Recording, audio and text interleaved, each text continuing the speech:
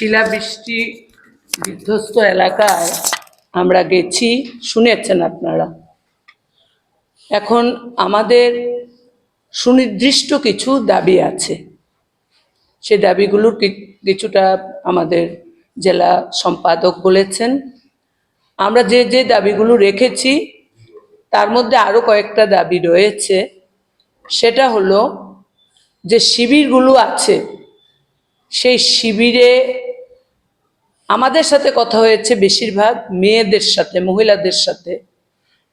সেখানে যাতে তাদের নিরাপত্তার ব্যবস্থা করা হয়, সিকিউরিটি দেওয়া হয়, সেই দাবিটা আমরা রেখেছি। পাশাপাশি আপনাদের মাধ্যমে সরকারের কাছে কিছু দাবি আমরা রাখতে চাই। সেটা হলো ত্রিপুরা রাজ্যে প্রচণ্ড কাজ খাদ্যের অভাব।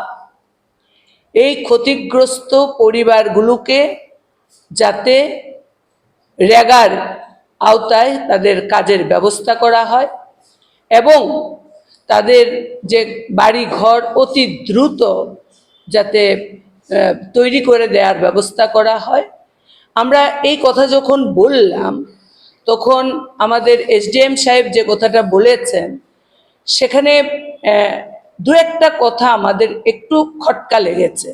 উনি বলেছেন যে সবাইকে সেখানে সাহায্য করা যাবে না। তো আমরা বললাম যারা ক্ষতিগ্রস্ত তাদেরকে তো অবশ্যই সাহায্য সেখানে করতে হবে। পরবর্তী সময়ে উনি আমাদের সাথে সহমত পোষণ করেছেন। আমি এই সাংবাদিকদের মাধ্যমে সরকারের দৃষ্টি আকর্ষণ করব যে যারা ক্ষতিগ্রস্ত